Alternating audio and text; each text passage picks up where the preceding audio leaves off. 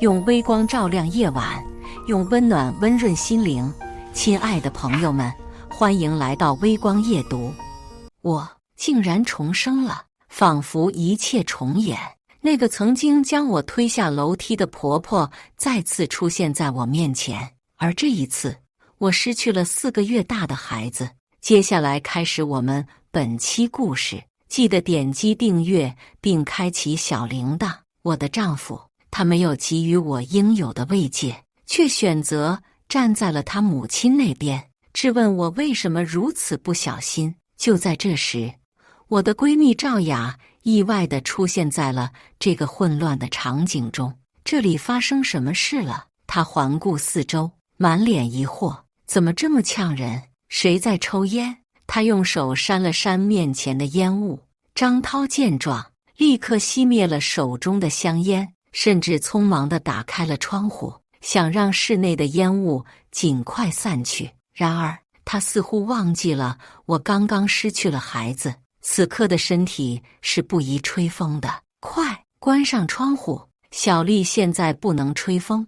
赵雅迅速提醒张涛，语气中带着几分责备。哎呀，他身体好着呢，这点风不算什么。张涛不以为然地说道。再说了，医生也建议多通风，对身体好。他补充道，试图为自己的疏忽找借口。赵雅无奈地看了他一眼，转身对我说，丽丽，你也别太往心里去，阿姨她肯定不是故意的，你和张涛的生活还得继续啊。她试图平息这场家庭纷争，但接下来的话却让我心生不悦。而且我现在也有了身孕，以后我的孩子也会叫你妈妈的。她或许想以此安慰我，但在我听来，这却像是一种讽刺。你的意思是说，我这辈子都不可能再有自己的孩子了吗？我的语气冰冷，带着几分怒意。赵雅显然没有料到我会如此反应，被我冷冽的语气吓得有些手足无措。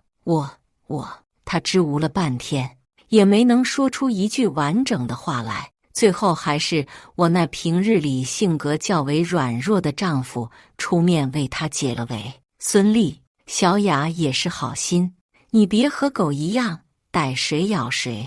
我看着他们3个人相亲相爱的一幕，不由得背后生出凉意。上一世，婆婆得知我怀孕，故意将我推下楼梯，因为算命的说我肚子里的是个女孩。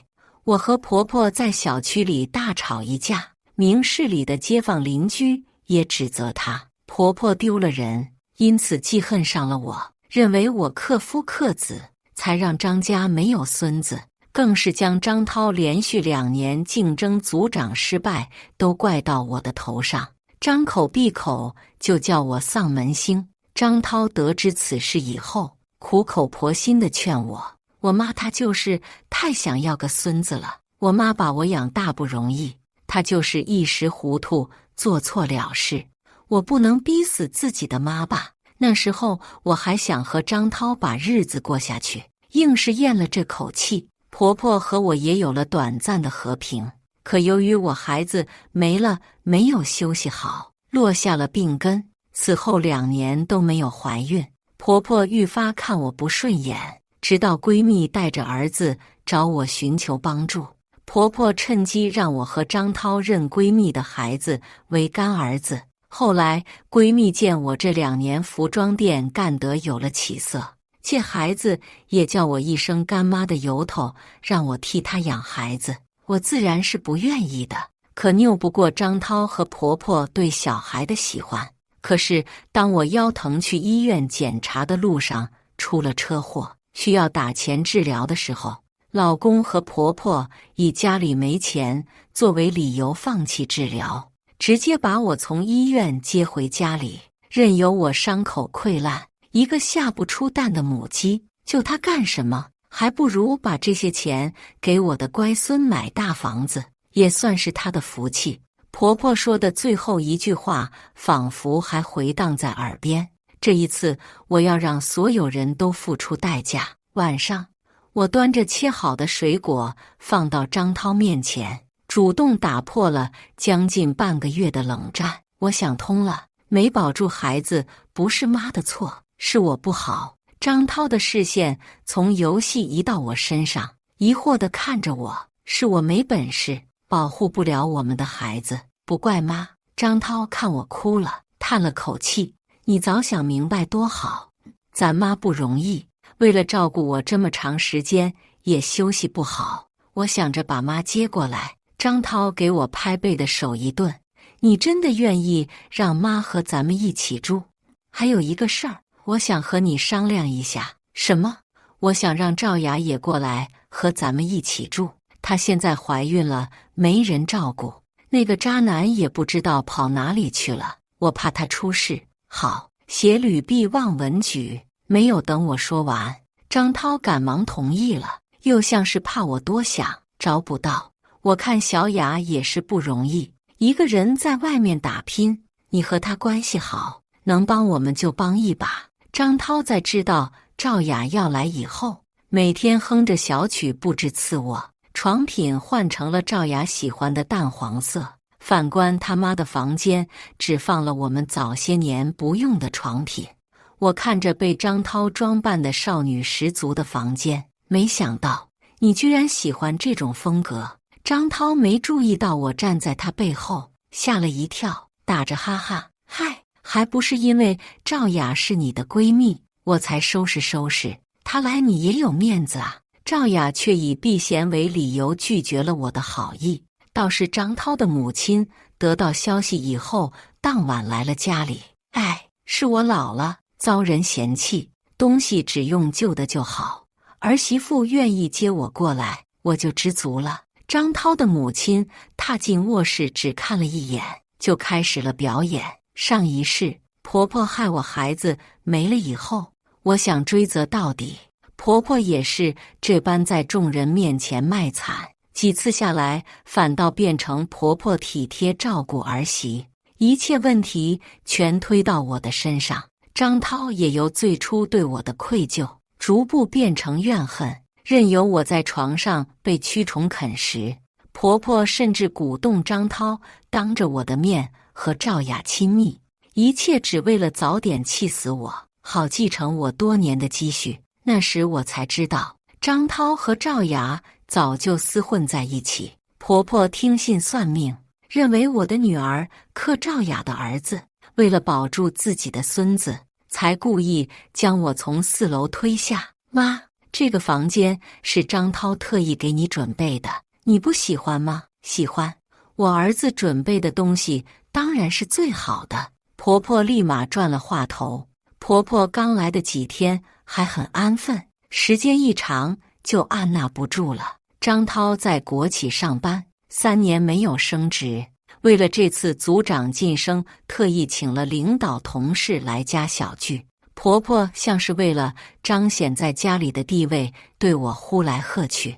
张涛全程沉默。小丽不知道布菜吗？这么多客人在，你就知道吃。张涛的领导看不下去。伯母，小丽忙了一天了，现在不是旧社会，不兴这一套。听说小丽刚刚孩子没了，可是多休息，不能这么累。是啊，要多休息。对对对，这孩子没了可不是什么小事。听到领导这么说，其他同事纷纷表示赞同。张涛一直给婆婆使眼色，谁知婆婆直接忽视。那可不行，我们老张家的媳妇都是有规矩的。婆婆带着些骄傲，没听说过孩子没了就不能伺候人的，还是我儿子张涛有本事，管再厉害的女人不都收拾得老老实实。张涛的同事被婆婆这番言论噎得说不出话。妈，你说的对，儿媳妇就应该伺候婆婆。我起身给张涛的同事添饭加菜，每一个人不是摆手拒绝，就是抢先夺过碗筷。只有婆婆理所应当地接受我的侍奉。我俯身将饭放到婆婆面前，勾唇笑了笑，用只有婆婆能听到的声音说：“吃吧，吃不死，你个老不死的！我女儿马上要索你的命了，还有你的宝贝孙子，也是不得好死。碗筷应声砸到地上，瓷片随着饭粒四散炸开，人们都被这突如其来的声响吓得一哆嗦。孙俪，你个不要脸的，我今天非要打死你！婆婆扬起手甩了我一巴掌，这一下她是用了十足的劲，我的脸肉眼可见的红肿起来，仔细看脚还有丝丝血迹。妈，你闹够了没有？张涛赶忙将客人送走，对着婆婆低吼：“儿啊，那个女人，她咒我死啊！她还咒你儿子不得好死啊！”婆婆嚎啕大哭地扑到张涛身上。妈！张涛厉声打断了婆婆的话：“妈，对不起，是我不好，我没伺候好您，不是你的错。”张涛拿来毛巾为我擦拭伤口，这是2辈子他第一次帮我说话。孙俪，你个狐狸精，有什么脸让我儿子同候你？生不出蛋的坏女人，我今天非撕烂了你的脸！婆婆看着张涛照顾我，更是气红了脸，抓起桌上的碗往我身上砸，却被张涛挡下，汤水洒了他一身。你想干什么？今天对我多重要，你不知道吗？你一辈子没用，还要葬送我的前程吗？不是，儿子真的是这个狐狸精，他要害我呀！婆婆没想到宠一辈子的儿子居然吼会自己，哆嗦着还想要辩解。家里有监控，想到这里，婆婆好像是抓住了救命稻草，激动的脸色通红。对，监控，有监控，我倒要看看一会儿你这个女人要辩解什么。这就是你说的小丽欺负你？张涛的脸色更阴沉了。涛，你信吗？真的是孙俪这个女人？婆婆看着画面有些不可置信。我晚上出差，要下周才回来。妈，你和丽丽在家好好相处。今天周末，你出什么差？张涛拿起外套出门，没有再理婆婆。监控画面里正播放着我恭恭敬敬地给婆婆端水，还没有放下就被婆婆打翻，热水全泼到我的身上。婆婆满脸怒火地离开，只留下我收拾残局。张涛不知道，婆婆说的是真的。这些天，我表面对婆婆百依百顺，却在给她端水端饭的时候，用只有她能听得到的声音，遍遍诅咒她不得好死。每次张涛回来，婆婆都会告状，张涛总会向着婆婆。可今天婆婆搞砸了张涛精心安排的聚餐，再加上监控，张涛的脾气终于对着婆婆发出来。张涛还没有在外面消酒几天，被我一个电话叫回来。婆婆疯了，儿子家里有鬼，要害我。真的，儿子他就在那呢。婆婆躲在张涛身后，哆嗦着指向卧室，他要索我命。我不是奶奶，老公。妈是不是疯了？青天白日哪里来的鬼？之前也是，妈总是没缘由的发脾气，要不然带妈去医院看看。张涛看着语无伦次的婆婆，有些不耐烦。你还想演什么？她就在那里，她在喊我奶奶，我没有害你，谁让你是个女孩？该死，该死！发现张涛不再信任自己，婆婆的情绪更激动。终于，张涛拨打了精神病院电话。我没疯，我没疯。婆婆奋力挣脱开医护人员，张牙舞爪地扑到张涛身上，乞求地看着自己的儿子。儿子，妈真的没疯，你不能不信妈呀！我是你亲妈，你不能这样对我呀！一行行泪水顺着婆婆皱纹纵横的脸滑下。妈，没人会承认自己疯了，你好好治病。我盯着婆婆轻飘飘地说：“丽丽说得对。”张涛甩开了婆婆的手。孙俪，是你算计我。被拖上救护车的前一刻，婆婆突然醒悟，赤红着双眼尖叫：“你和你那个便宜女儿想害死我！该死的，应该让你和肚子的孩子一起摔死！”护士用布条堵住婆婆的嘴。不能说话的婆婆在车门关上的那一刻，依旧恶狠狠地瞪着我。丽丽这几天你受委屈了，过2天你过生日，我好好补偿你。”张涛说完这句话，急匆匆地走了，完全把关进精神病院的母亲抛在脑后。回到家，我从婆婆的房间拿出来一个迷你蓝牙音响，按下开关，一阵阵女童细软的声音环绕在屋子里。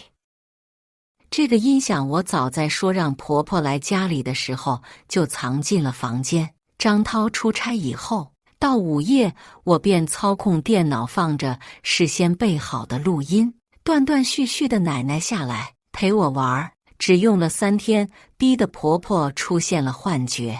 我和张涛是大学同学，最初认为他踏实老实。我从小和哥哥相依为命，不求富贵，只想找个人可以稳稳当当过日子。张涛虽然不上进，好在是国企的小职员，也算稳定。在怀孕以后，为了给孩子更好的生活环境，我更加努力地经营自己的小店。我在上一世真的想和张涛好好过日子，可他在知道我孩子没了以后，对我的态度一落千丈。尤其是在知道流掉的是女儿以后，不仅对我没了心疼，反倒拍手叫好。他不仅用我辛苦攒下的钱打赏主播，甚至将足浴店的人带回家里，被我撞了个正着。婆婆知道以后，反而夸赞张涛真男人，转手从我的卡里给人刷了1万块。最终我忍受不了，和张涛提出离婚。在离婚冷静期的时候，孕期操劳过度和孩子没了后的损伤，诱发早些年的腰伤，让我不得不去医院检查。没想到在路上出了车祸，张涛却和婆婆将我从医院接回家里，只想等我死了，用我的钱养着闺蜜的孩子。我才知道，原来闺蜜和张涛早在我们大学的时候就已经打得火热。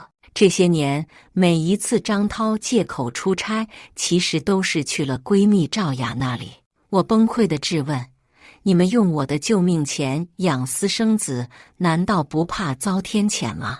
闺蜜却理直气壮：你生不出来儿子，留着钱有什么用？反正你早晚要死，不如赶紧死了，这些钱留给你老公的孩子，也不枉你活一遭。你应该感谢我，让你死得有价值。婆婆知道我除了远在外地的哥哥，没有其他家人，不让张涛给我水和饭。伤口的疼痛使我放下自尊，匍匐在床上磕头，求他们救救我。回应我的只有刺耳的笑声。我就这样被他们活活耗死。张涛回来是在1个星期后，我佯装看不到他衬衫上褶皱的痕迹，体贴地上前接过外套：丽丽，你好好闻啊。看着张涛的眼神，我止不住的恶心。孩子没了后，我一直借着身体不舒服拒绝和张涛同房。赵雅现在也怀孕了，别，我来生理期了。一把推开张涛凑近的脸：丽丽，生日快乐，早点回家，给你准备了惊喜。帮顾客挑衣服的时候，正好收到张涛的信息：我是很难看，配不上你们家衣服吗？女生看到我嫌弃的表情，把刚刚选好衣服摔在柜台上，不等我解释就走了。正想着怎么拒绝张涛，手机又弹出一条消息：丽丽生日快乐，快来车站，是哥哥。我死后，张涛一家为了掩饰自己的罪行，没等过完头七，直接草草将我火化。哥哥赶到时，只看到我的一捧骨灰。为了查明白我的死因，哥哥据理力争。张涛表面答应，当天晚上却雇人打断了哥哥的双腿，让哥哥落下终身残疾。小丫，怎么哭了？是不是那个混蛋欺负你了？和哥说，哥替你出气，别怕呀，没啥。风眯了眼睛：你个臭丫头！后脑勺结结实实挨了哥哥一巴掌。真好，还能见到健康的哥哥，还没见过你小侄女吧？哥哥一把擒住在旁边乱跑的小孩，快点，叫姑姑好。嫂子拉起侄女的手，眉眼温柔，姑姑好，姑姑你好漂亮，姑姑我从来没有见过你啊。小姑娘声音脆生生的，一句接一句的发问。我的女儿长大应该也是这么活泼可爱。到了小区，小侄女说自己肚子疼，想上厕所，把钥匙交给她，让她先回家。没成想，刚刚和哥嫂走到单元门口，看到邻居宋婶儿安抚着哭得伤心的小侄女。哎呦，丽丽呀，你可算来！我一回来就看到这小孩跑下来哭，只说认识你，其他的什么都不说，真叫人着急。侄女看到我们过来，立马找到了主心骨，抽噎着说：“姑姑家有人在打架。”走到门口，一阵刺耳的声音从屋里传来。哥哥踹开门的时候，张涛和赵雅还没反应过来。过了好一会儿，赵雅随手从沙发上抓了些衣服垫子，死死捂住自己。张涛想拿地上的衣物，却碍于人多，只能护着自己重点部位。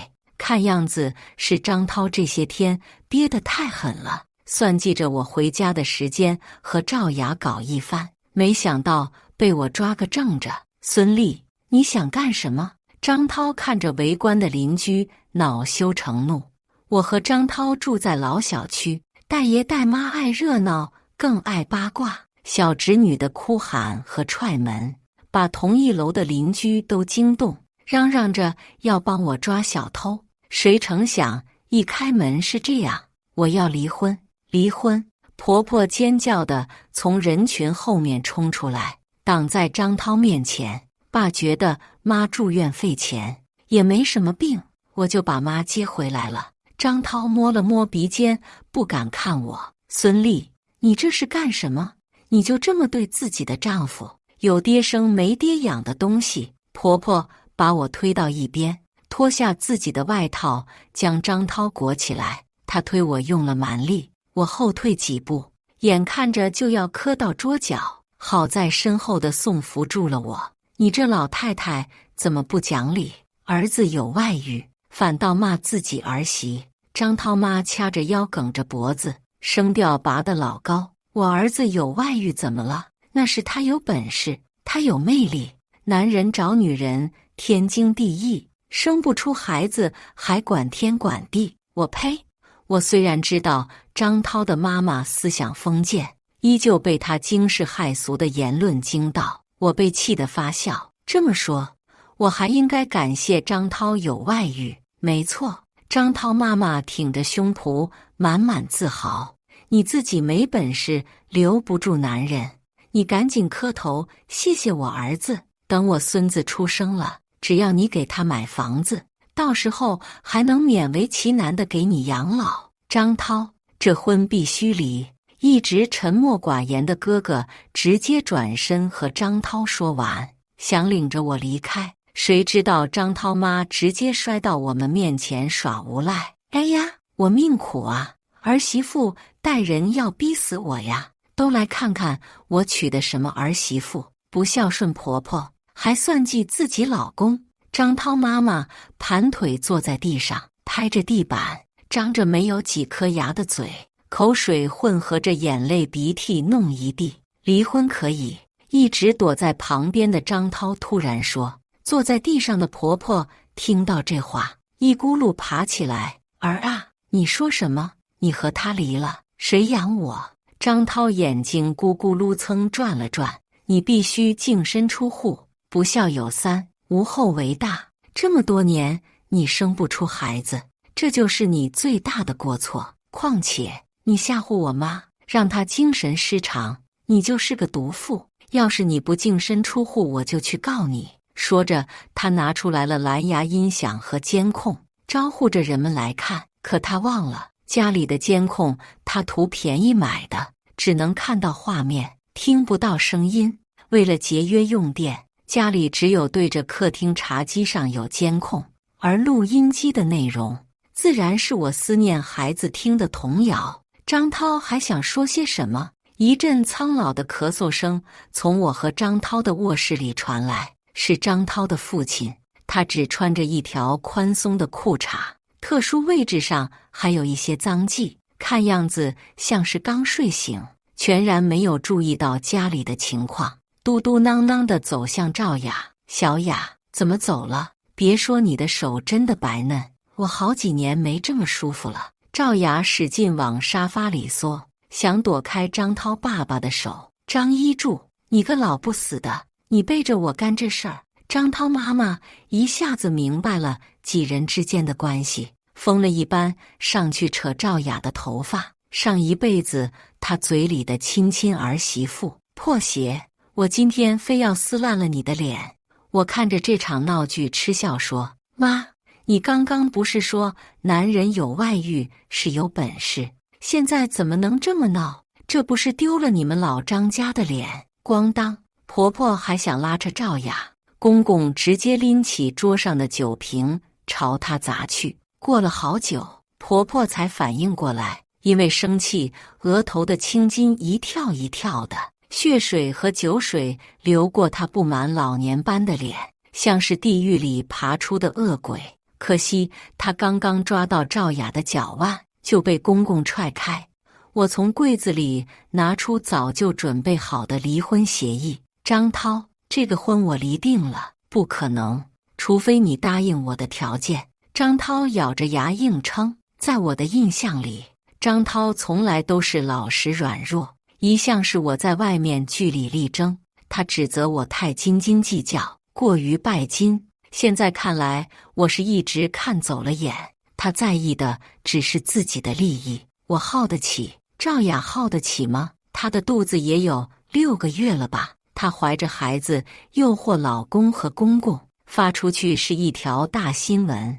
张涛，你还在单位待得下去？反正我不怕丢人，大不了鱼死网破。张涛死死地盯着我，哥哥侧身走了一步，挡在我们中间，把离婚协议甩到张涛脚边，签了它。哥哥不算高，但是在1.68米的张涛面前还是很有震慑力的。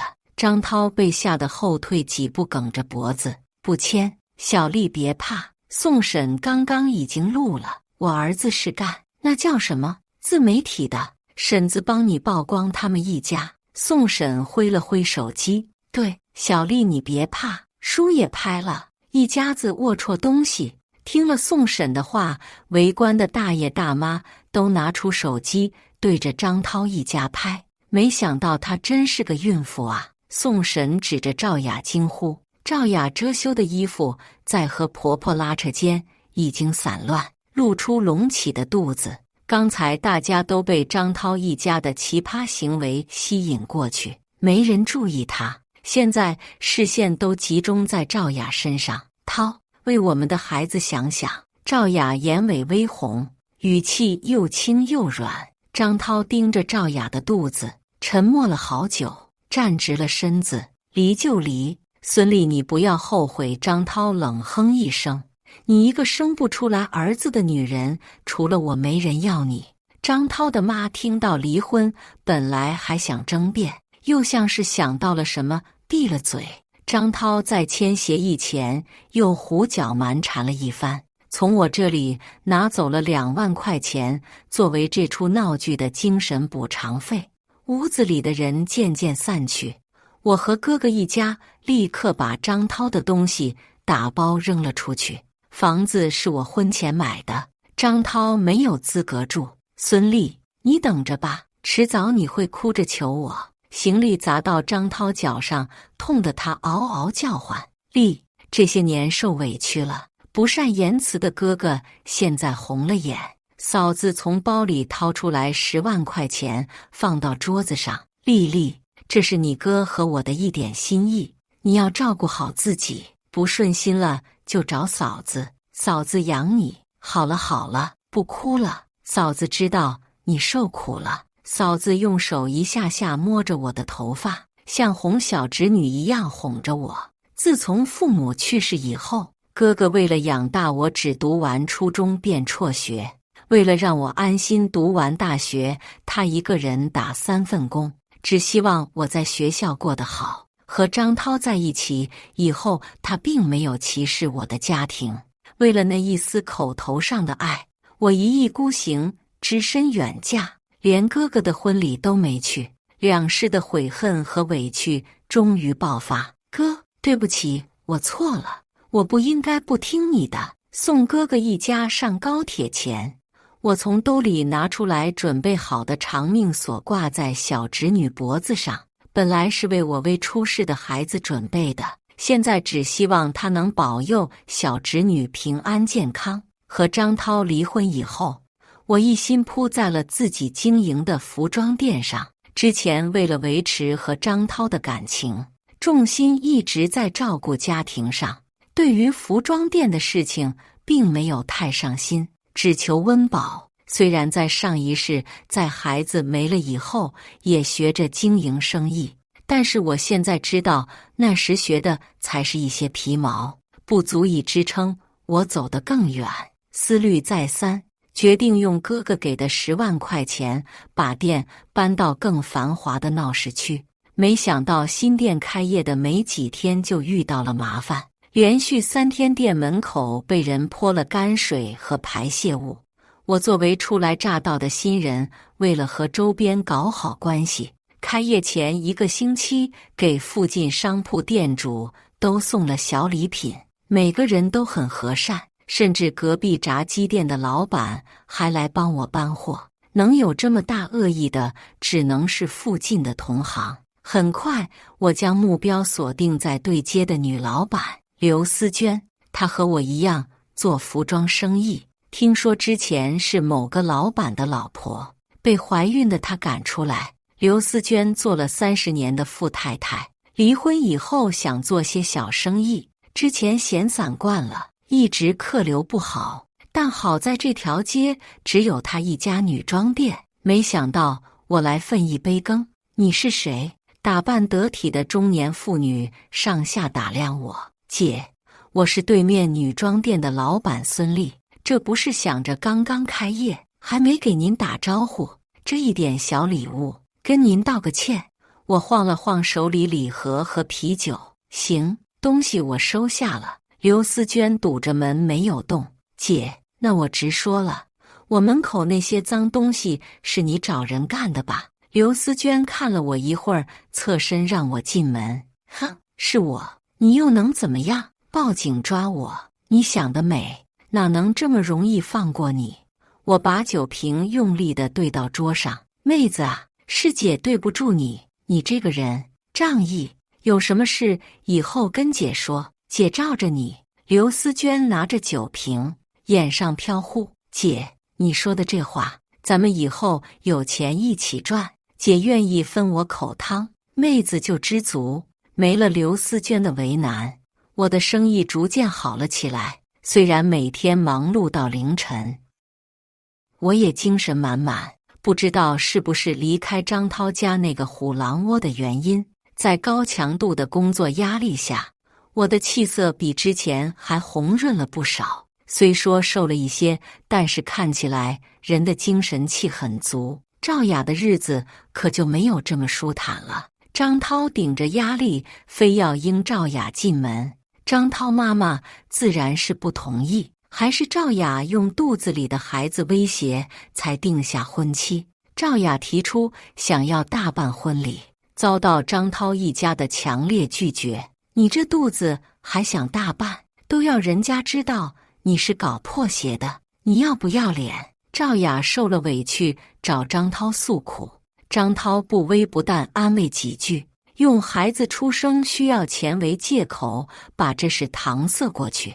而赵雅的父亲在收了彩礼之后，声称和赵雅断绝关系，立马领着新找的媳妇离开老家。结婚后没几个月，赵雅和上一世一样生了个男孩。张涛一家笑得合不拢嘴，将赵雅当祖宗一样供着。可没过1个月，张涛妈就看不过去赵雅在床上闲着，赶她下地干活。赵雅和婆婆闹了好一通，还是张涛好说歹说，并承诺以后会帮他做看孩子，才安抚了赵雅。但赵雅也因为这事记恨上婆婆，婆婆却没有善罢甘休。尤其是看到张涛半夜起来冲奶粉以后，直接将奶摔到地上，把孩子扔给赵雅，让她母乳喂养。觉得自己儿子受了委屈的婆婆，逢人就说赵雅恶毒，没见过这么当妈的，都不管孩子啊！要不是我儿子半夜给孩子喂奶，我孙子就要饿死啊！他有奶水都不给自己儿子喝，只躺着睡觉，还要我这个老婆子同候他。为了更好地管控赵雅，婆婆撺掇张涛让赵雅交出财政大权，每个月只留200供赵雅和孩子开销。上一世婆婆也是这样做的。我怀孕之后，张涛听从婆婆的话，让我把钱全部交给他保管，我不肯。张涛始终和他妈统一战线，妈帮我们管钱，你也省心。你怀孕了想这么多对孩子不好，你现在花钱没有节制，给我妈才能存下来，到时候咱们儿子才能有钱买房子。张涛指着地上我给孩子买的婴儿用品指责我，我虽然心寒，最终还是妥协了。可是赵雅却没有看起来的那么柔弱。果然，在婆婆长期的打压和张涛的不作为下，赵雅开始报复了。经过一段时间的相处，心思细腻的赵雅从找到了公公的私生子，20多岁的男人抱着个3岁小孩进门磕头认爷爷，要求公公给他养儿子，不然就要去法院起诉，找他要前18年的抚养费。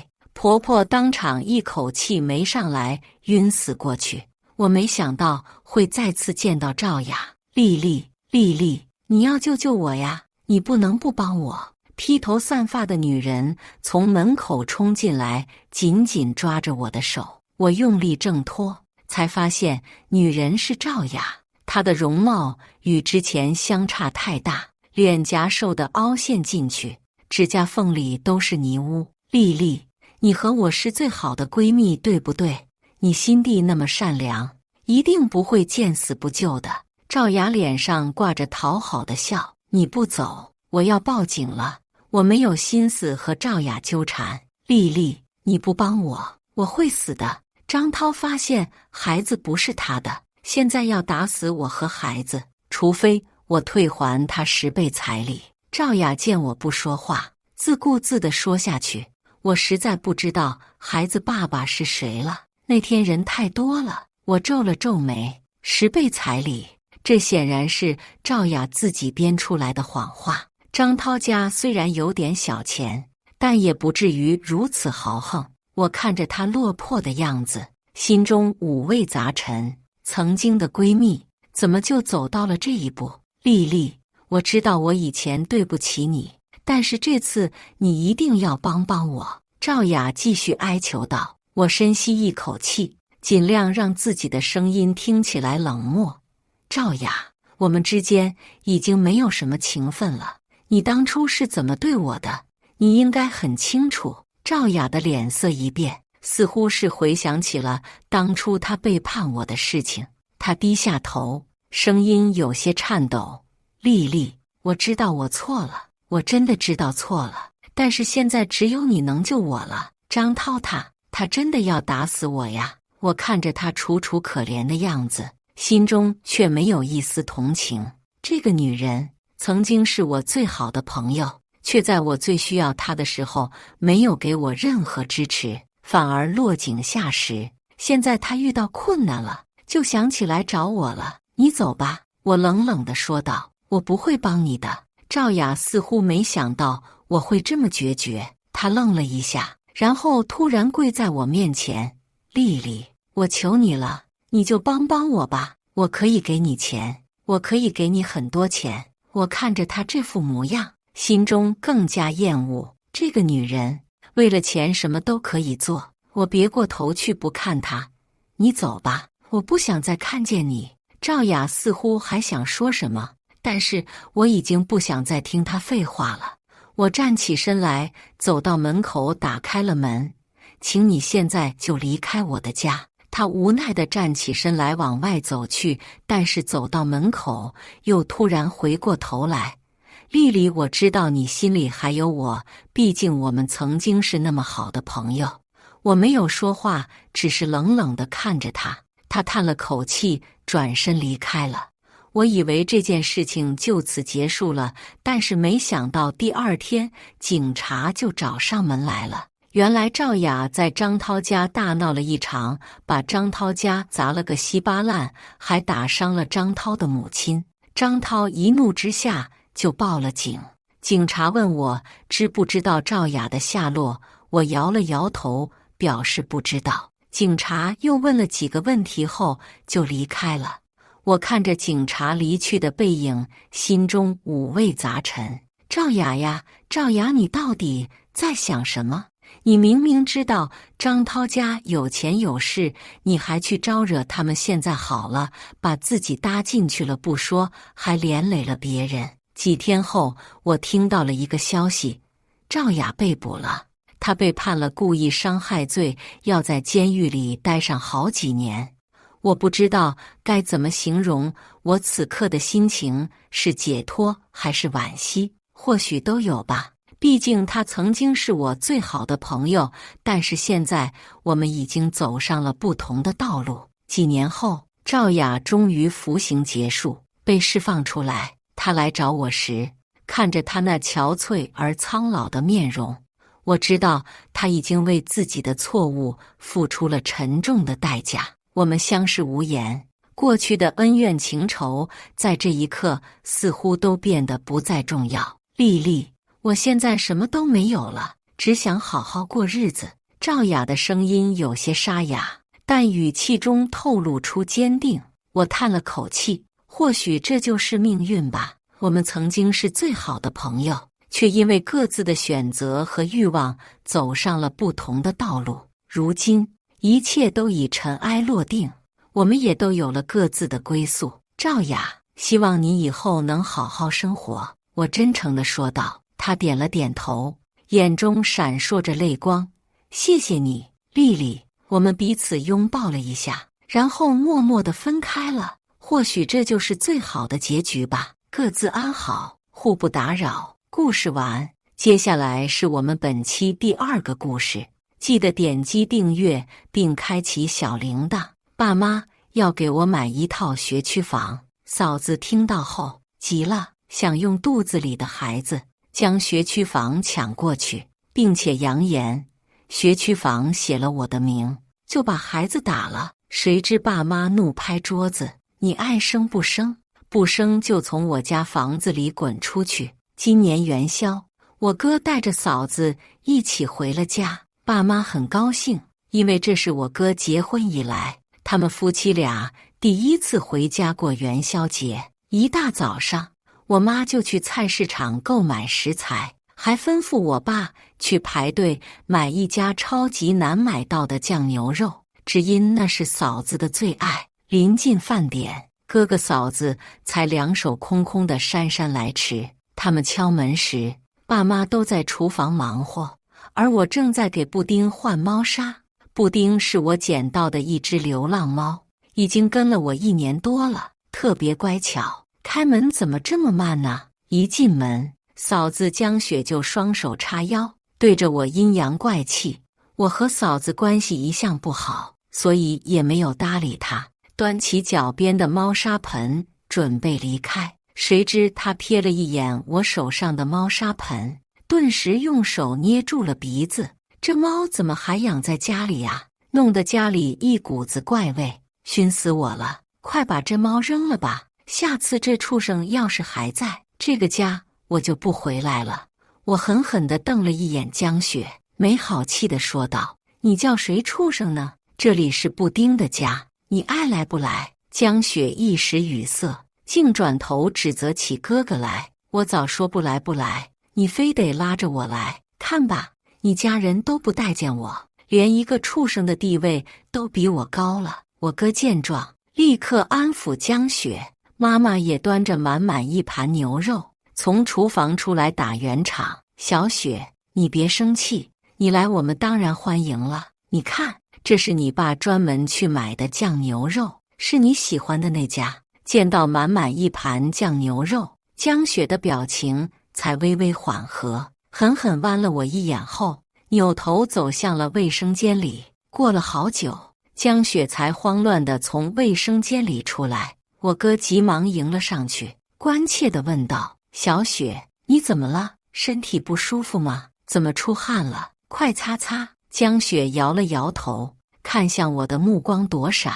我心下一紧，赶紧跑进了卫生间。果然发现我挂在卫生间里的黑色紧身礼服，线下已然皱巴巴的了，腰间的拉链也被扯坏了。这礼服是我认识10多年的好闺蜜送的，是她的毕业设计。我本来打算在毕业典礼上穿的。我拿着礼服跑出来质问江雪：“你是不是穿我衣服了？”江雪心虚地撩了撩头发，眼睛看向别处：“什么衣服？我衣服一大堆，用得着穿你衣服吗？刚刚只有你进了厕所，不是你还有谁？”江雪见掩饰不住，干脆也不装了：“是我怎么了？一件破礼服而已，有什么可稀罕的？大不了赔你10几块钱。你拿去修修。”我顿时火冒三丈，将礼服重重地扔在了江雪身上。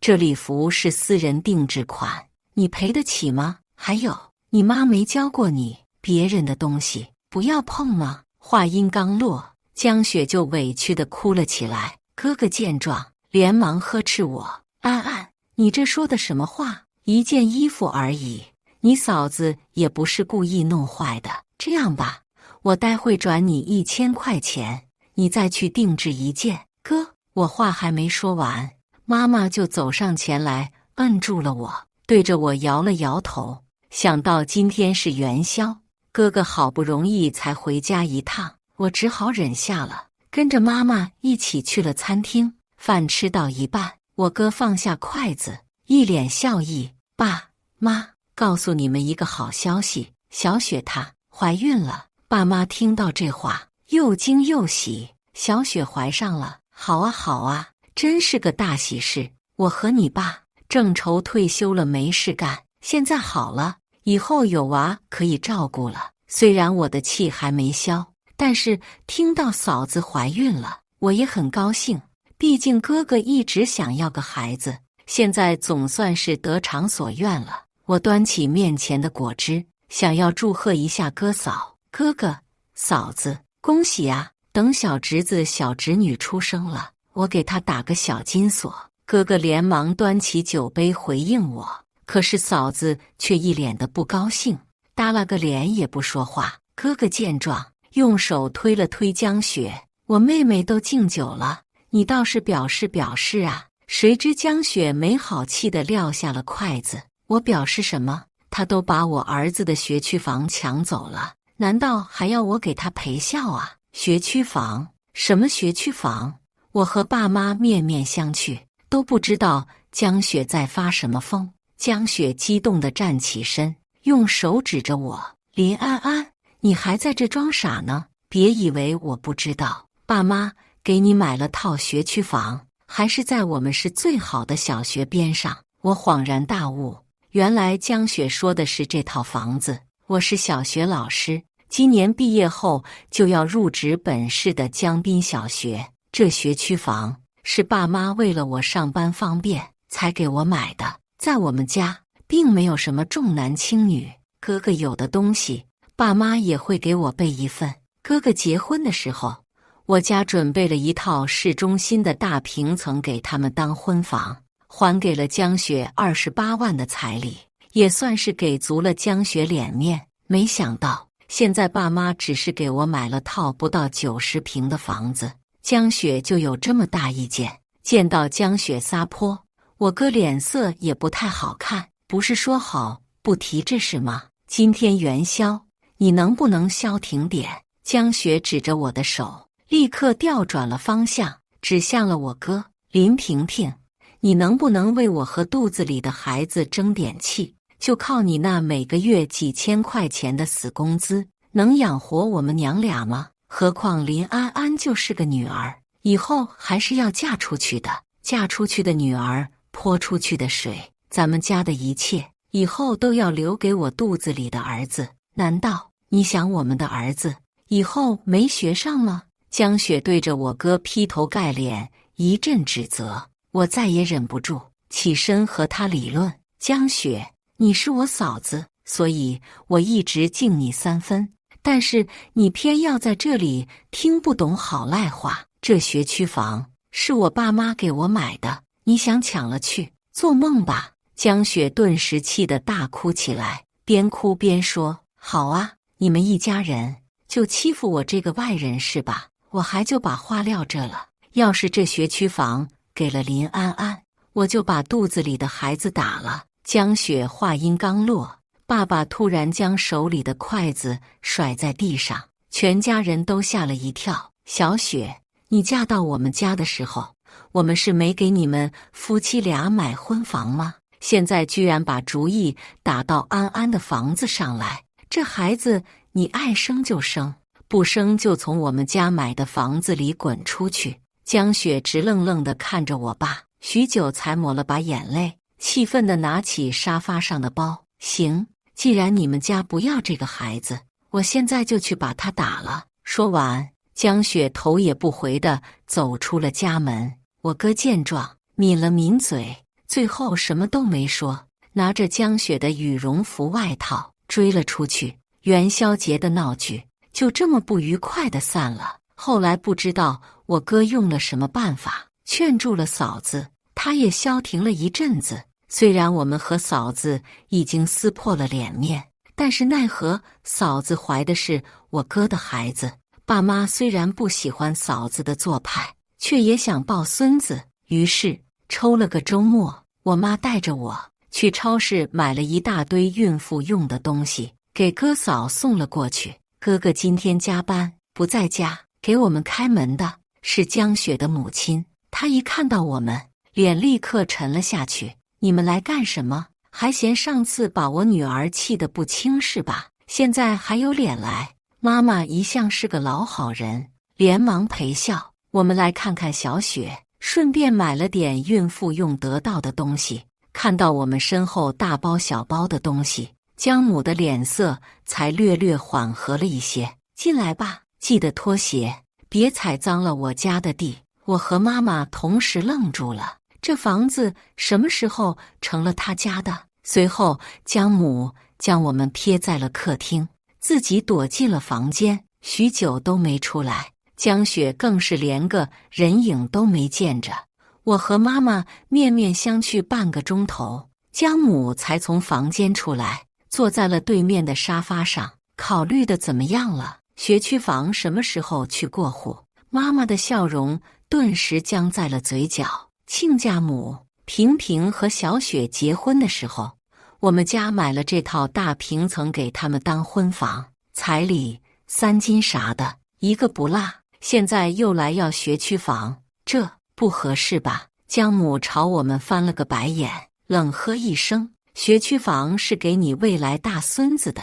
再说了，我女儿嫁到你们家，给你们家生孩子，这可是大功臣，没有我女儿，你们家都要绝后的。我们要一套房，不是应当的。妈妈脸色阴沉到了极点，语气中夹杂着不悦。那这个学区房，我们就是要给安安呢。江母激动地从沙发上跳起来，居高临下地指着我们：你们为了个女娃，连自己孙子都不要了。这学区房如果不写在小雪名下，要不离婚，要不打胎，你们自己看着办吧。亲家母，小雪肚子里的孩子是我的亲孙子没错，但安安也是我的女儿。我们虽然看重这个孩子，但要是这个孩子威胁到了安安，那就是另外一回事了。妈妈话音刚落，房间里就传来杯子砸碎的声音。我和妈妈相视一眼，都没说话，径直走了出去。回去的路上，看到妈妈一脸愁容，我妥协地问道：妈妈，要是嫂子真想要这套房，要不还是给她吧，只要她能好好的把这孩子生下来，一个学区房而已。给就给嘛。妈妈摇了摇头，态度坚决。这次我们妥协了，下次她再怀孕呢？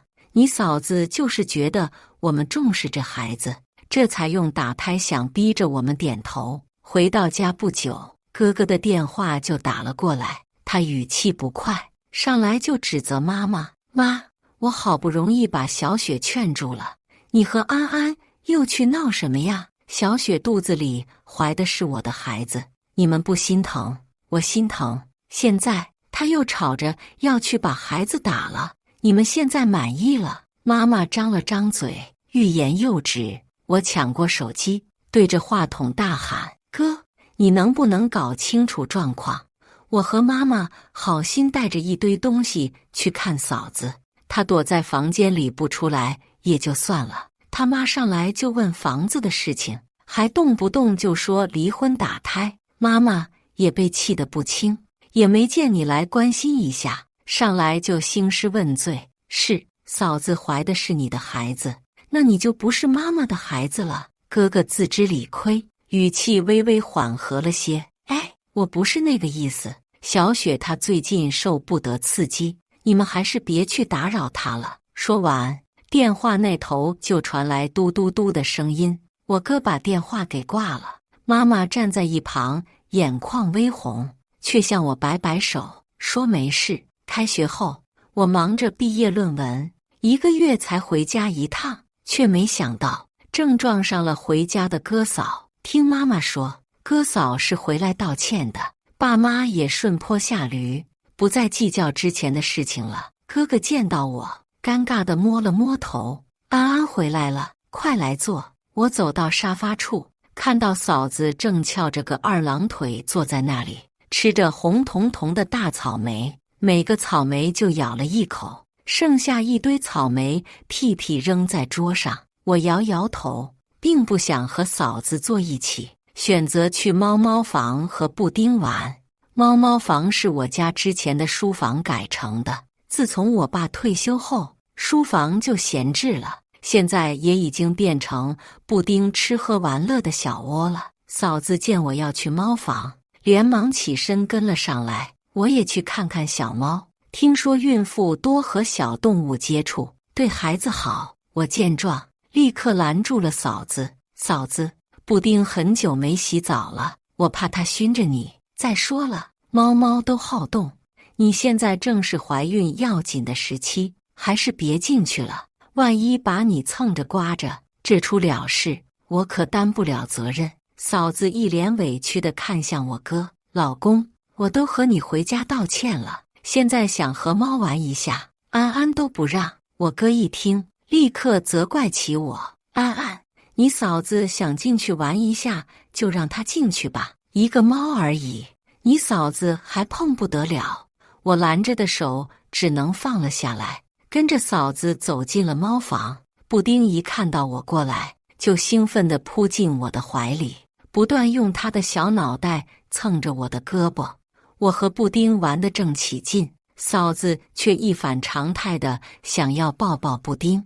我赶紧打开笼子，将布丁放了进去。嫂子，布丁身上可能有什么细菌，你就隔着笼子逗一下它吧。说着，我便将逗猫棒递给了嫂子。不料嫂子无视了我的话，径直走到笼子旁，将布丁抱了出来。哎呀，猫猫就是要放出来，你别把它关笼子里啊，要闷坏了。对了，你不是要给它换猫砂盆吗？我和猫先玩一会，你去换吧。看着布丁乖巧地趴在嫂子怀里，我才放下心来，端着猫砂盆去了阳台。没过多久，布丁的惨叫和嫂子的惊呼声相继传来，我心一紧，感觉有大事发生，赶紧扔下了猫砂盆，往猫房走去。与此同时，爸妈和我哥都慌张地往猫房跑去。我打开猫房，只见嫂子倒在猫笼旁，一动不动。她手上有2条又细又长的伤痕，还微微向外冒血。哥哥连忙将嫂子抱起，朝我们大喊：快去开车呀，都愣着干什么？爸爸赶紧拿起桌上的车钥匙，将哥嫂送去了医院。看着猫房里鲜红的血液，我心有余悸地瘫倒在地，浑身颤抖。妈妈，我不知道布丁会攻击嫂子，我真的不知道。要是嫂子的孩子保不住了怎么办？妈妈紧紧地抱住我，轻声安慰：没事的，没事的，你嫂子吉人自有天相，一定会没事的。等我们赶到医院时，嫂子已经被送进了手术室，情况好像不太妙。哥哥坐在一旁，低着头不说话，脚边的烟头散落一地。煎熬了许久，手术室里的灯终于灭了。嫂子被推了出来，她嘴唇发白，额头还冒着虚汗。医生，我老婆还有孩子怎么样了？医生看了眼心急如焚的哥哥，叹了口气：孩子没有保住，非常抱歉。不过好好调理的话，还是有再怀上的可能的。哥哥听完，呆愣在了原地。匆匆赶来的姜母听到这话，趴在嫂子身上痛哭，还不忘对我恶语相向：你这个贱人，看你干的好事，现在孩子没了，你满意了？我告诉你，我们姜家不是好欺负的，你就等着偿命吧。我的双脚如灌满了铅斑，怎么都动不了，只能定在原地，听着姜母的责骂。妈妈见情形不对，赶紧护着我，让我先回家去。浑浑噩噩地回到家后，看到杂乱的猫房，里面还有一滩血渍，我再也支撑不住，跪坐在地上痛哭起来。布丁颤巍巍地向我跑来，爬上我的双腿，有气无力地叫唤着。我将布丁抱在怀里，用脸蹭着布丁柔软的毛，却触摸到了一些黏糊糊的液体。当我定睛一看时，赫然发现布丁身上有一处狰狞可怖的伤口，伤口流出的血附着在周边的毛发上，已经快要凝固了。布丁，谁把你弄成这样的？布丁没有回应我，只是虚弱地躺在我的怀里。我赶紧将布丁带到了宠物医院，医生给布丁仔细检查了伤口，发现伤口处有一个细小的螺丝钉，那钉子虽小，却也贯穿了布丁的皮肤，扎进了布丁的肉里。我赶紧让医生安排取钉子，但布丁因为疼痛一直非常抗拒，直到打了麻醉药，才把钉子顺利取了出来。看到躺在台上奄奄一息的布丁，我的心也难受到了极点。医生嘱咐我要好生照看布丁，现在猫猫都容易乱跑，你要是平时不在家，就在家里安个监控，这样猫猫要是乱跑出去，你也能第一时间发现。听到医生的话，我才想起来自己很久之前就在猫房里安过监控了。那个时候我刚捡到布丁，但是因为还没毕业，寝室也不能养宠物，我只能将布丁交给爸妈来照顾。为了能天天看到布丁，我就在网上下单了那种可以移动、可以对话的监控。不过这个监控质量不太行，用了几次就不能对话了，我就没有再去管它。我向医生道了谢，赶紧带着布丁回了家，直奔猫房。那个移动监控不知道什么时候被踢到了猫房角落，不过好在监控还有电，存储卡也还在。我将存储卡插在了电脑上，找到今天下午的监控回放画面上，在我走出猫房后，嫂子刚开始还是温柔地逗着布丁，后来竟然从猫爬架旁的工具箱里找了个钉子，直直地插进布丁的身体里。布丁疼得惨叫一声后，挣脱了江雪的束缚，双腿颤抖地跳到了旁边的桌子上。谁知江雪还不罢休，要去抓布丁，结果没有抓到布丁，反被布丁挠出了2道细长的口子。被抓后的江雪惊呼一声，随后走到猫笼旁，肚子向下直直地往地面摔去。我惊讶地捂住了嘴，不敢相信自己看到的画面。难道这一切都是江雪自导自演的一出戏？可他失去的是自己的孩子啊。第二天，听说江雪醒了，我火急火燎地赶去了医院。江雪是在我家出的事，所有人都以为是布丁发狂，攻击了江雪，才导致她流产的。所以爸妈给江雪安排了最好的病房，还给她请了一个护工，照顾她的饮食起居。到医院的时候，我看到哥哥刚从病房里走出来，他顶着一对黑眼圈，眼睛里布满了血丝。哥哥见到我时，没有劈头盖脸的指责，只是轻轻地将我拦下。安安，你就别进去了，小雪的家里人在里面，我怕他们把气撒到你身上。我的眼泪顿时涌上心头。哥，你不怪我吗？哥哥摸了摸我的头，轻轻叹了一声，傻妹妹，又不是你的错，可能你哥我呀，就是运气不好吧，备孕1年多才怀上，怀上了也没保住，这就是命吧。看着颓丧的哥哥，我还是没忍心将监控的事告诉他。等哥哥走后，我再次折返，想进去问个清楚，没想到病房里却传出一阵欢声笑语。我就说这招行得通吧，你们看着吧，林家肯定会想尽办法补偿小雪的，到时候那个学区房还不是说有就有。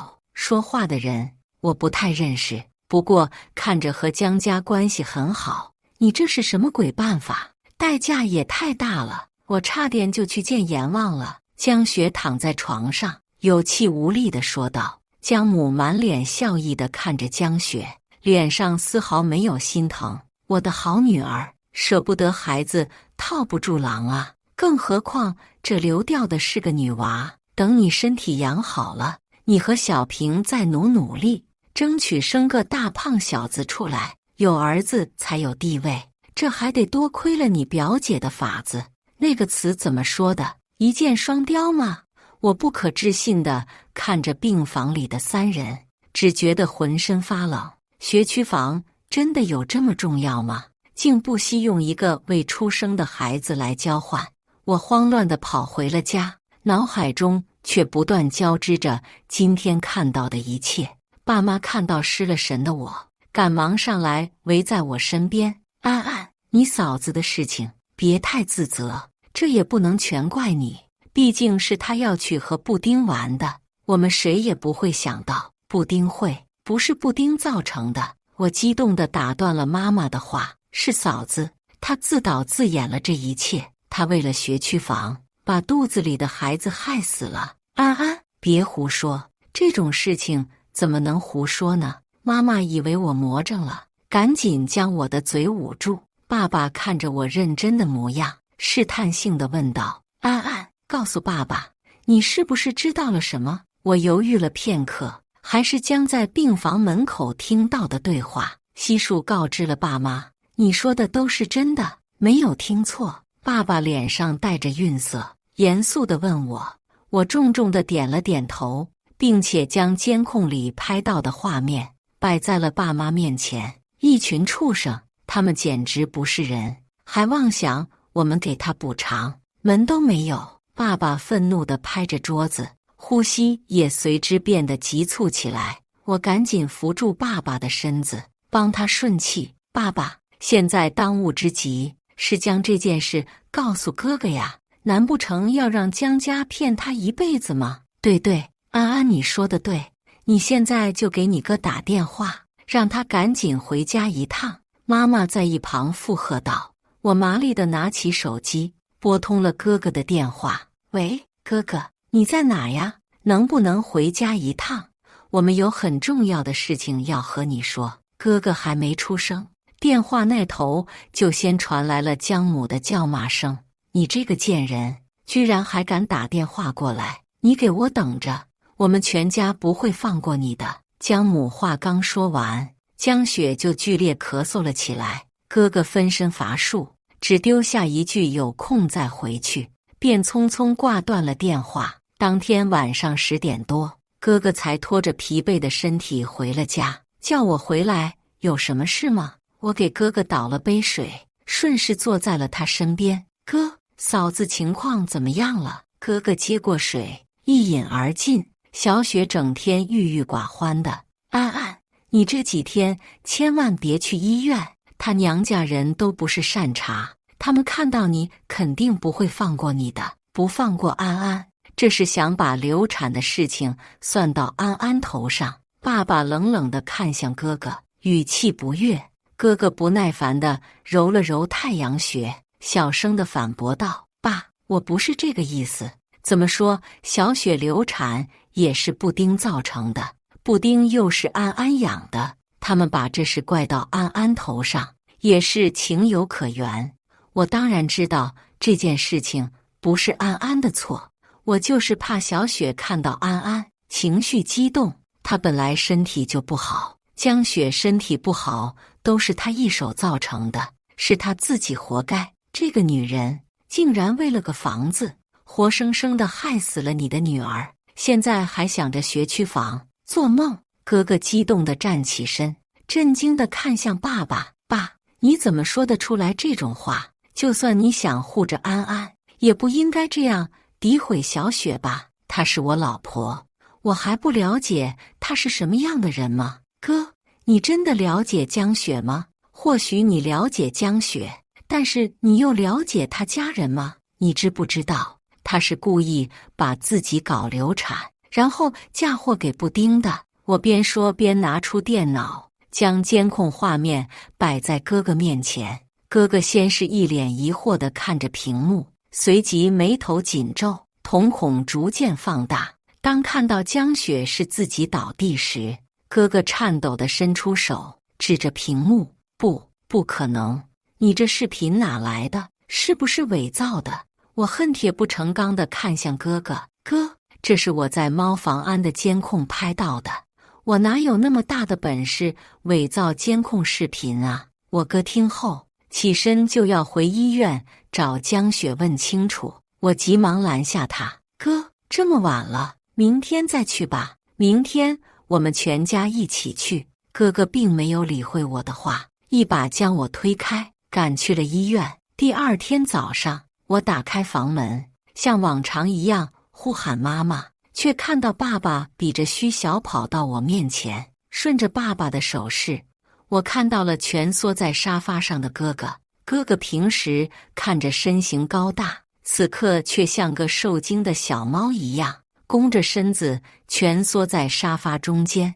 临近午饭，哥哥才从沙发上醒来，我这才发现哥哥的左脸红肿，上面还能微微看到几个手指印。江雪打你了？我指着他脸上的红手印问道。哥哥点了点头，故作轻松地说道：“是他打的。我昨天去质问他，他刚开始还不松口，死活不承认。后来我和他说了房间里有监控，他就恼羞成怒，对着我的脸来了一巴掌。我已经和他提离婚了，等他一出院就去办手续，他要是不同意，我就去法院诉讼。”听到离婚，全家人都松了一口气，但随即又担心起来。江雪一家都不是好相与的，离婚这事，江家肯定还要闹上一闹。果不其然，没过多久，医院就打来了电话，江雪自杀了。等我们匆匆赶去病房时，却发现江雪安然无恙地躺在病床上，丝毫没有自杀的模样。见我们来了，江雪立刻拿着切水果的小刀，作势要往自己手腕上割去，而江母正站在一旁，假惺惺的要拦着。两个人一唱一和，正上演一出自杀的戏码。哥哥面无表情地看着这一切，冷冷地开口道：“别闹了，你再怎么闹，这婚也是要离的。”江母一听这话，也不担心江雪自杀了，立刻扔下了江雪，冲过来要打我哥。爸爸眼疾手快，走上前去拦住了江母。怎么，以为我们林家好欺负吗？还想动手？江母打人不成，一屁股坐在了地上。哎呦，我雪儿的命怎么这么苦啊！你们林家害死了我的外孙，现在还要逼着我们离婚，天理不容啊！经过他这一闹，病房门口聚集了不少看热闹的人。他们正对着我们指指点点的。见状，我立刻将病房门大开，掏出电脑，将监控画面摆在了大家面前。大家都来看看啊！病床上这个是我嫂子江雪，她家为了套学区房，拿孩子威胁我们家，我们家没答应给她房子，她就故意给自己弄流产了。现在孩子也没保住，还来栽赃我们。围观群众纷纷调转矛头，开始指责江雪一家。江母急了，从地上爬起来，一把扯过我的电脑，重重地摔在了墙上。随后对着围观群众破口大骂：看什么看，看什么看，再看把你们眼睛挖了，赶紧给我滚！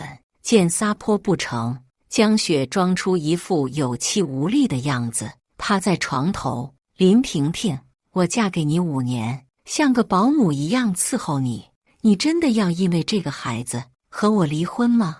我们5年的夫妻情分，你一点都不在乎了吗？哥哥重重地点了点头。江雪，你自己心里清楚，这个孩子是怎么怀上的？我和你备孕1年多，你一直在偷偷吃避孕药，当真以为我不知道？江雪的脸顿时青一阵白一阵。我没有吃什么避孕药，这孩子当然是我们努力怀上的呀。我承认这次是我一时糊涂，但是我现在已经认识到自己的错误了。孩子我们以后还会有的。哥哥强忍着泪水，失望地看向江雪，你还在骗我？要不是我和你说了这个学区房，你会断了避孕药，想方设法怀上吗？这个孩子就是你的筹码，你捞钱的筹码，我也是你们全家捞钱的工具。你嫁给我这些年，我对你有求必应，到底还有什么不满意的？你就为了个房子，活生生流掉了那个已经3个多月大的孩子，还想和我有以后？你配当母亲吗？你就该一辈子向这个流掉的孩子忏悔。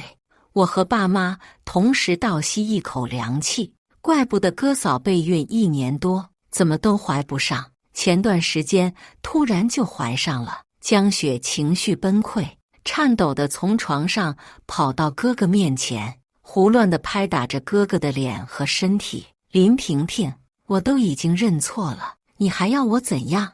你别以为提离婚我就会怕你，我告诉你，就算我离婚了，也有大把的人等着娶我。你不是要离婚吗？今天就去，谁不离谁孙子。江母在一旁不断扯着江雪衣服，但都被江雪一一忽视了。当天下午，哥哥和江雪就迅速去民政局办理了离婚。他们2个人财产都很简单，我哥是小职员，江雪自从备孕后就没再出去工作，他们2个也没什么存款。至于他们现在住的这个大平层，是我爸妈全款买的，写的是哥哥的名字，江雪1平方都分不到。他也算是应了我爸的那句话，真的从我家的房子里滚了出去。解决完哥哥的时候，学区房也终于走完了手续，我就开始着手装修。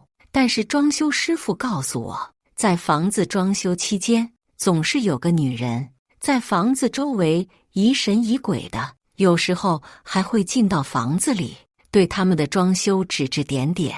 装修师傅被他说的不耐烦了，反驳了一句：这房子又不是你的，用得着你说3道4吗？那个女人竟然叉着腰，理直气壮地说：我就是这房子的主人，这里的装修都得听我的。后来师傅叫了保安，才把这个女人弄走了。我查看了监控后，才知道这个疯癫的女人是江雪。不过保安很给力，他也再没出现过。今年元旦的时候，我的学区房总算是装修完成了。乔迁的这一天，我叫上了爸妈和哥哥一起来家里庆祝。邀请哥哥的时候，他支支吾吾地问我能不能带个朋友。我和爸妈立刻心领神会。自从哥哥离婚后，他一直生活在痛苦和阴影里面，直到前段时间，家里给他介绍了一个相亲对象。哥哥才慢慢从离婚的阴影里走出来。哥哥的相亲对象叫施敏敏，是一个小学老师，也是因为在感情中受过伤，所以一直单着。哥哥将敏敏姐带来的时候，向我们郑重宣布，敏敏姐是他的女朋友。我和爸妈听到这话，开心得合不拢嘴。正当一家人热热闹闹的吃饭时，门铃响了。我开门一看，来的人居然是江雪。她站在门外，头发散乱着，眼睛还不断往屋里看去。你怎么来了？我这里可不欢迎你。江雪紧握着拳头，恶狠狠地瞪着我。都是因为你，都是因为这个房子，我和萍萍才离婚的。我得现在变成这个样子，都是拜你所赐。凭什么你能在我房子里快活享受？我无视江雪恶毒的眼神，直接撂下狠话：再不走，我打电话报警了。说完，我就要将门关上，谁知江雪不知哪来的力气，死死地扣住门把手，硬生生地挤了进来。正在吃饭的一家人都愣住了，齐刷刷地看向门口。见到是江雪后，我哥连忙将敏敏姐护在了身后。江雪不可置信地看着眼前的一切。林萍萍，你和我离婚才半年，这就又娶了，是不是这个狐狸精勾引你，所以你才要和我离婚的？你这个贱人，都是因为你！江雪咒骂着，从口袋里掏出一个锋利的刀片，胡乱地在哥哥和敏敏姐面前挥舞着。哥哥急忙钳制住江雪的双手，谁知江雪对着哥哥的左手就咬了下去。哥哥吃痛一声，放开了江雪，手臂上也留下了深深的血印。见此情形，我赶紧拨通了110，没想到此时的江雪没了束缚，立刻拿着刀片向敏敏姐冲去。千钧一发之际，哥哥用身体挡在了敏敏姐的面前，锋利的刀片划破了衣服，哥哥的后背也被划出了一道长长的口子。江雪没有得逞，还想继续攻击敏敏姐，好在爸爸反应及时，朝江雪的腿踹了一脚，并趁机夺过了她手里的刀片。这时，小区的保安也赶到了，他们将江雪五花大绑，送去了警局。医院里，哥哥虚弱地趴在病床上，一旁的敏敏姐嗔怪地指责哥哥：“你知不知道刚刚有多危险？那刀片那么锋利，下次可不能用身体来挡了，可要把我吓死了。”哥哥一脸宠溺地看向敏敏姐：“我这不是没事吗？医生说了，皮外伤。”见此情形，我默默地从房间里退了出去，来到了警察局，看见江母正在哀求警察：“警官，警官，求求你了，放了我女儿，她不是故意的。”被缠住的警察不耐烦地甩开了江母的手：“你女儿入室伤人，这是犯罪，你求我也没用，还不如去问问被她伤的人愿不愿意和解吧。”警察边说边指了指我这里。江母看到我，急忙弓着腰小跑到我面前：“安安啊，看在你哥和小雪这么多年的夫妻情分上，就放过小雪吧。”我冷哼一声：“放过他？那我哥呢？